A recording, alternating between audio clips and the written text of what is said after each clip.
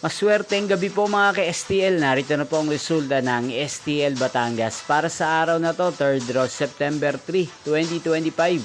Araw ng Miyerkules. Naway ang mga natayan niyo po mga numero kanina ay manalo nawa ngayong gabing ito, 8:30 PM. Kaya't kunin niyo na po ang inyong mga ticket. Narito na po ang resulta. Ang mga numerong nanalo sa STL Batangas ngayong gabing ito, September 13, 2025. 8:30 PM, 3rd row, result 8 at 13. In exact order again, 8 at 13. At ngayong gabing ito sa STL Batangas, atin pong i-shoutout si Kuya Amiel ng Batangas.